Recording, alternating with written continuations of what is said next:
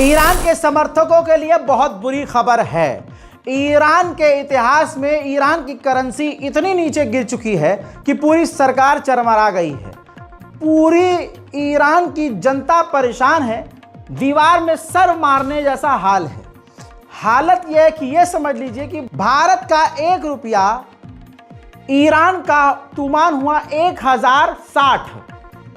1 रुपये में ईरान का 1060 तुमान और अमेरिका का $1 ईरान का 92,000 तुमान।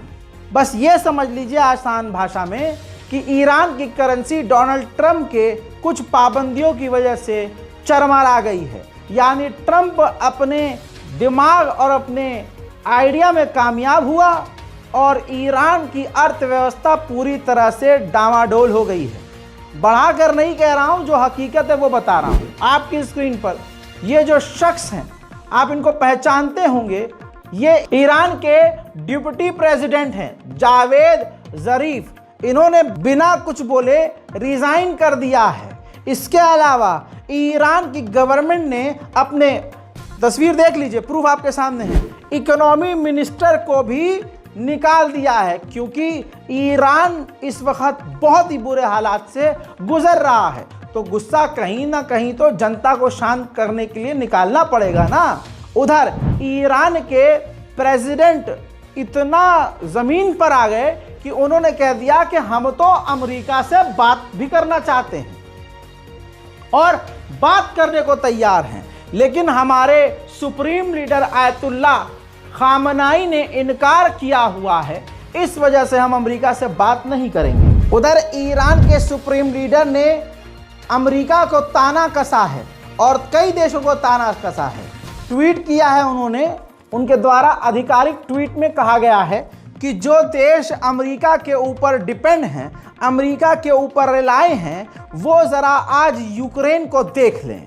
यानी जिस तरह से यूक्रेन को अमेरिका ने अकेला छोड़ दिया है, उस पर सुप्रीम लीडर ऑफ ईरान ने ताना कसा है। उधर अमेरिका के एनएसए ने ऐलान कर दिया कि मिडिल ईस्ट में जो हमारे 100 अमेरिकी सैनिक मारे गए हैं, उसका जिम्मेदार ईरान है। तो हम आने वाले कुछ ही समय में ईरान के खिलाफ बड़े कदम उठा सकते हैं और उसका जिम्मेदार खुद ईरान होगा। तो आप समझ सकते हैं कि ईरान के खिलाफ बहुत कुछ बड़ा पक रहा है। उधर ईरान ने ऑफिशियल बयान में कहा है कि लगातार इजराइल जो लेबनान में सीज फायर तोड़ रहा है, ये उन देशों की जिम्मेदारी है जिन्होंने सिक्योरिटी की गारंटी ली थी। अब वो कहां गए? उधर ईरान के मेजर जनरल ने एक बार फिर से रिपीट किया है कि ईरान कभी भी जंग नहीं चाहता, लेकिन अगर जंग छेड़ी गई तो ईरान पीछे नहीं हटेगा। सुनिए। अलबत्ते این معنیش این نیست که اگر درگیری صورت بگیره ما نسبت به اون مشکلی داریم، نه، اما طبیعت جمهوری اسلامی ایران، طبیعت انقلاب اسلامی ایران، هدف آموزهای دینی ما این هست که انسان‌ها همه بایستی در آرامش باشن، امنیت بایستی در منطقه جاری باشه، مردم منطقه باید بتوانند به راحتی زندگی کنند، از دست ظلم و ستم این جنایتکاران هر روز مورد آسیب قرار نگیرند. بنابراین ما از جنگ و از آشوب استقبال نمی। उधर इजराइल के बारे में बड़ी जानकारी। इजराइल ने लेबनान के अंदर सिविलियंस के ऊपर भारी गोलाबारी की है। जानकारी बड़ी ये है कि कई सिविलियंस भारी मात्रा में बुरी तरह से घायल हुए हैं और तमाम अरब देश चुपचाप देख रहे हैं। हसन नसरुल्लाह को आप अच्छे से जानते होंगे। ताज़ा तरीन एक इंटरव्यू में उनके बेटे ने बहुत बड़ा खुलासा किया। उन्होंने कहा कि हसन नसरुल्लाह ने जब देखा कि इजराइल हमारे लीडरों पर इतने ख़तरनाक हमले कर रहा है और बड़े बड़े उसने असैसिनेशंस किए, तो मेरे वालिद पहले से ही डिप्रेशन में जा चुके थे। वो बहुत ज़्यादा डिप्रेशन में थे और जब वो बी पर अटैक किया गया, वो जो पेजर अटैक किया गया, उस पेजर अटैक के बाद हसन नसरुल्लाह तो ऐसे हो गए जैसे वो हमारे साथ है ही नहीं। यानी इतने ज़्यादा डिप्रेशन में थे। हस्बी अल्लाह व निअमल वकील। हजरात उधर खेल देखिए। सीरिया के अंदर लगभग इजराइल ने आधी जगह पर कब्जा किया हुआ है। और उधर अमेरिका से कह रहा है कि देखो आप तुर्की पर प्रेशर बनाओ कि तुर्की सीरिया के अंदर अपना मिलिट्री बेस न बनाए। आप समझ रहे हैं, नोच तुर्की भी रहा है, नोच इजराइल भी रहा है। जोलानी चुप बैठा है, लेकिन आपको ईरान की मौजूदगी सीरिया में पसंद नहीं थी। अब मजा लीजिए। आइए अब गाजा की सुन लीजिए। हमास को 10 दिन की वार्निंग दी गई है और खुली वार्निंग है कि अगर 10 दिन के अंदर हमास ने इजराइल के तमाम हमारे कैदियों को आज़ाद ना किया तो हम खुला हमला कर देंगे। उधर इजराइल की मीडिया ने खुद दावा किया है कि नेतन्याहू का प्लान है कि वो सीज फायर परमानेंट करेगा ही नहीं और इजराइल एक बार फिर से गाजा में जंग शुरू कर देगा। उधर अमेरिका की यूएन की प्रवक्ता, यूएन की मिनिस्टर ने, यूएन के लिए जो मिनिस्टर है अमेरिका की, उसने इजराइल का गू चाटते हुए पूरे यूएन को धमकी दी। कहा कि मैं उन अधिकारियों और महिलाओं और पुरुषों और व्यक्तियों को खुली चेतावनी देती हूं जो यूएन के सदन में बैठे हैं कि जो भी इजराइल के खिलाफ है अपने आप वो अपनी जगह छोड़कर चली जाए और चला जाए। मैं आ रही हूं। सुनिए। And my message for Turtle Bay is this: hear me clearly, right here and now. The anti-Semites at the United Nations better buckle up because I'm coming. The university presidents were just a warm-up, and believe me, anyone who knows me knows that I'm just getting started. Under President Trump, as United States ambassador to the United Nations, the days of propping up... अल्लाहु अकबर। उधर Israel की jail से आ रही है बड़ी खबर। Israel की jail में जो पैरामेडिक्स गाजा के गिरफ्तार करके इजराइल ने फिलिस्तीनियों को रखा था, 4 पैरामेडिक्स इजराइल के टॉर्चर से शहीद हो गए हैं। हजरात, उधर हमास ने वो जो 10 दिन की वार्निंग थी उसको भी ठुकरा दिया है और कह दिया है कि इजराइल धमकियां दे रहा है, हम उससे दो चार नहीं हैं, हम उसको नहीं मानते और हम उस बात को मानते हैं जो शुरू में हुई, यानी हम सेकंड फेज की बात के लिए तैयार हैं, इस बात के लिए नहीं कि तुम हमें धमकी दो और हम तुम्हारे सारे कैदियों को आज़ाद कर दें। उधर नेतन्याहू ने बेशर्मी से हगते हुए कहा कि हम सीज फायर का उल्लंघन नहीं कर रहे हैं, लेकिन अब मुझे ऐसा लगता है कि हमें जंग दोबारा से शुरू करनी पड़ेगी। उधर गाजा के अंदर की बात करें तो गाजा के अंदर भी 94% गाजा के लोग चाहते हैं कि जंग ना हो। सब थक चुके हैं और सब कह रहे हैं हमास से कि जंग मत करना। ताज़ा तरीन रमज़ान के इस पाक अवसर में आपको बता दूं कितनी मस्जिदें इजराइल ने शहीद की हैं। गाजा के अंदर 1109 मस्जिदों को इजराइल ने शहीद किया है। इस जनवरी से अब तक, इसी साल के शुरुआती महीनों में, इजराइल ने फिलिस्तीन के वेस्ट बैंक में 16 बच्चों को कत्ल कर दिया। सिर्फ फरवरी के महीने में इब्राहिमी मस्जिद को 44 बार बंद किया गया। 44 बार वहां पर जमात और नमाज होने से इजराइल ने रोका। ऐसा ही कुछ आपको भारत में भी एक खास संगठन के द्वारा और खास सरकार के द्वारा करवाया जाता हुआ महसूस और नजर आ रहा होगा। रमज़ान के इस पाक अवसर में, तस्वीर देखिए, रमज़ान के इस पाक अवसर में जो इफ्तार करने के लिए इफ्तारियों का सामान अपने ट्रेडिशनल तरीके से लेकर जो वहाँ महिलाएं बैतुल मुकद्दस में जा भी रही हैं, तो उनके इफ्तारी के बॉक्स को और उनके साजो सामानों को इजराइल की सेना चेक कर रही है और परेशान कर रही है। ईरान तो यहाँ चुप रह गया, लेकिन हुथीस सामने आए। हुथीस ने ऐलान किया कि अगर सीज फायर टूटता है तो हम भी इजराइल पर हमले शुरू कर देंगे। उधर इजराइल के हाल, ये मैं अलग से वीडियो नहीं दिखा सकता हूँ, हिंसक वीडियो है। इजराइल की पार्लियामेंट के बाहर यहूदियों का यह हाल इजराइल की मिलिट्री ने किया है, इजराइल की सिक्योरिटी फोर्सेस ने। वहाँ जो यहूदी हैं वो ये मांग कर रहे हैं कि दोबारा से जंग शुरू मत करना, सीज फायर कर लो, सीज फायर कर लो, वी वांट सीज फायर। जो यहूदी शांति की मांग कर रहे हैं, इजराइल की सरकार ने उनका पीट पीट कर बुरा हाल कर दिया है। इधर रमज़ान चल रहे हैं और गाजा के अंदर इजराइल के ड्रोन हमला करने के लिए तैयार नजर आ रहे हैं।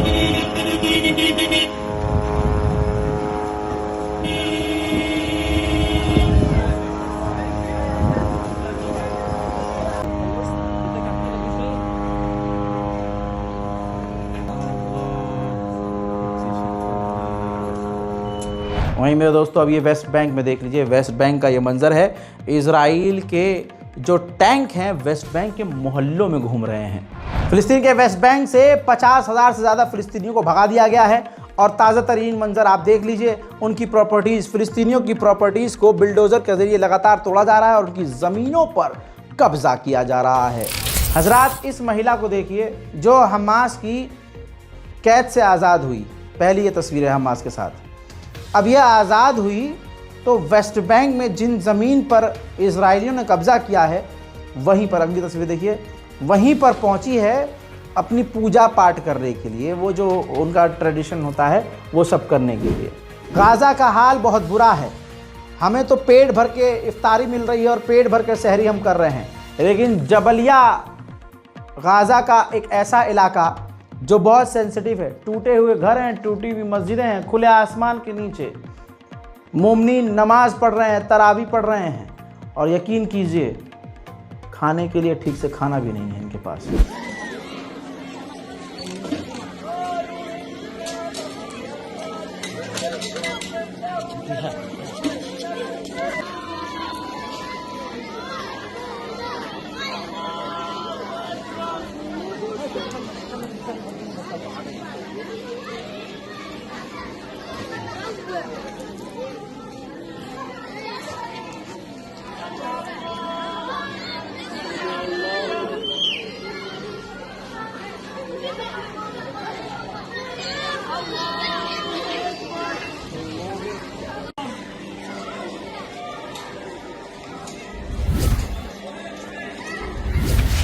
हस्बी अल्लाह व निअमल वकील। उधर इजराइल के सेटलर्स फिलिस्तीनियों पर लगातार हमला भी कर रहे हैं। सरकार तो जुल्म कर रही है, पुलिस जुल्म कर रही है, सेना जुल्म कर रही है, नरसंहार कर रही है, चोरी चकारी हो रही है, लूटपाट हो रही है।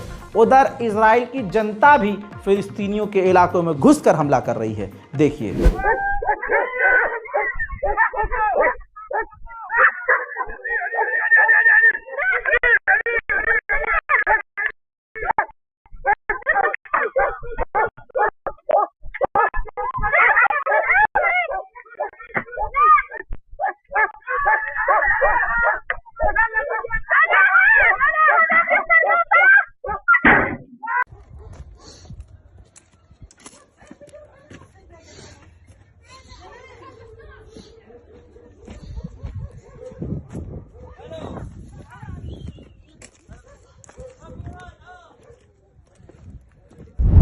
बमुश्किल, बड़ी मुश्किल से बैतुल मुकद्दस में गिने चुने लोगों को इजराइल ने परमिशन दी। मंजर ये नजर आया।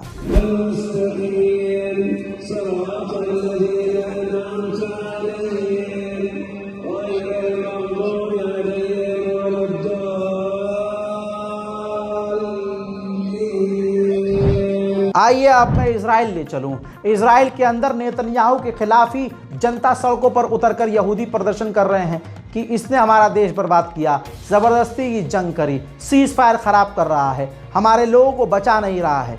ये सब प्रदर्शन नेतन्याहू के खिलाफ हो रहे हैं। ऐसे में उन्हीं यहूदी प्रदर्शनकारियों को इजराइल की मिलिट्री मार पीट कर गिरफ्तार कर रही है। मुलाहिज़ा फरमाइए।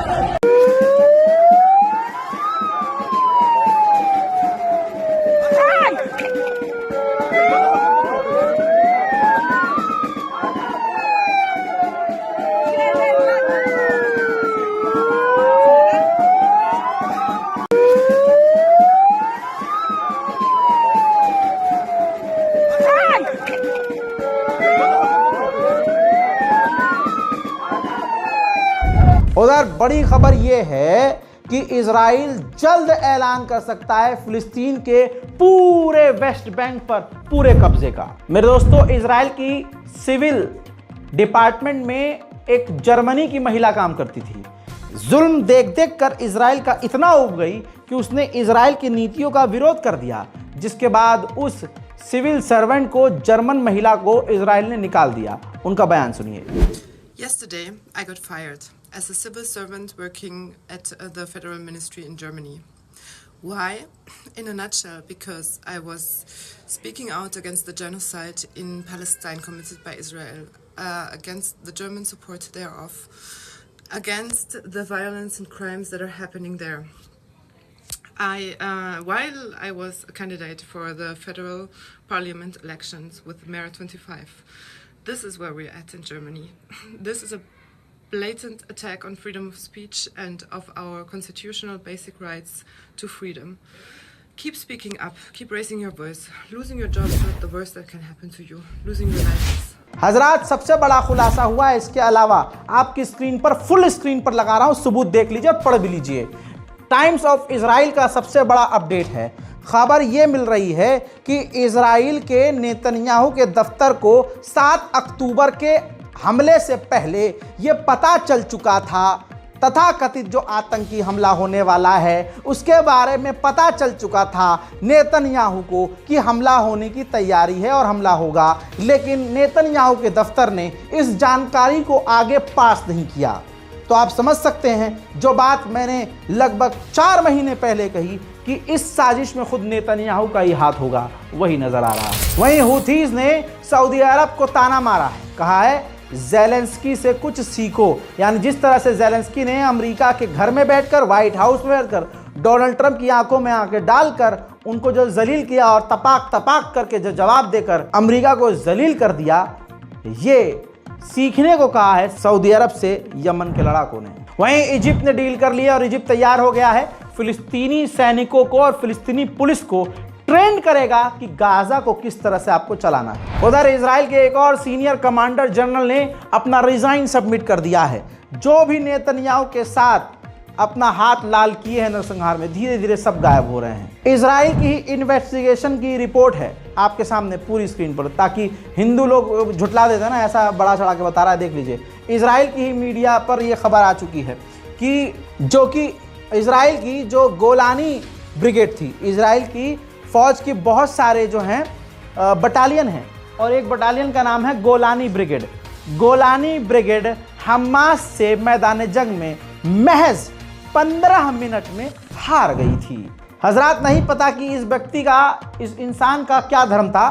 ट्यूनेशिया का एक नौजवान लड़का गाजा में नरसंहार करता है, इजराइल जाता है, इजराइल की सेना में शामिल होता है और गाजा में नरसंहार करता है। ट्यूनेशिया गवर्नमेंट को पता चला तो उसने इजराइल से मांग की है कि इस हमारे नागरिक को वापस ट्यूनेशिया भेजो। उधर नेतन्याहू रशिया को भी शांत करने की कोशिश कर रहे हैं। नेतन्याहू ने एक अपना जो प्रवक्ता है, अपना एक दूत है, वो रशिया भेजा है व्लादिमीर पुतिन से बातचीत करने के लिए। उधर नेतन्याहू पूरी तरह से हैवानियत पर उतर आया है। नेतन्याहू ने एक बार फिर से थोड़ी देर पहले धमकी दी और कहा कि अगर हमास ने तमाम यहूदियों को रिहा नहीं किया और हमारी बात नहीं मानी तो ऐसा हाल हम करेंगे जो इतिहास में इसने सोचा भी नहीं होगा कभी कि ऐसा भी हो सकता है। और वक्त आ गया है कि तमाम फिलिस्तीनियों को गाजा से आज़ादी मिले। उधर इजराइल ने फिलिस्तीन के वेस्ट बैंक में नूर शम्स रेफ्यूजी कैंप जो था, जिसमें गाजा के रेफ्यूजी और फिलिस्तीनी रेफ्यूजी रह रहे थे, उस कैंप को ही खाली करवा दिया है। हजरात, एक और बड़ी खबर सुनिए। भारतीय एक ईसाई व्यक्ति अपने एक साथी के साथ जॉर्डन के इलाके से इलीगल तरीके से इजराइल घुस रहा था। जॉर्डन की सेना ने उस भारतीय व्यक्ति को गोली मार दी और उसके साथी की टांग वांग में शायद गोली लगी, वो घायल है, उसका इलाज चल रहा है। भारत इस पर अभी खामोश है। हजरात, उधर POK में, पाकिस्तान ऑक्यूपाइड कश्मीर के इलाके में, अभी कुछ वक्त पहले हमने देखा भी था कि हमास के कुछ बैनर्स नजर आए थे जिस पर भारत ने आपत्ति जताई थी, लेकिन इजराइल ने भारत से सख्त लफ्जों में कह दिया है कि अब आप हमास को टेररिस्ट लिस्ट में डाल दीजिए। उधर इजराइल ने कह दिया कि हमें इजिप्ट पर भरोसा है, इजिप्ट कोई भी सरप्राइज अटैक नहीं करने वाला।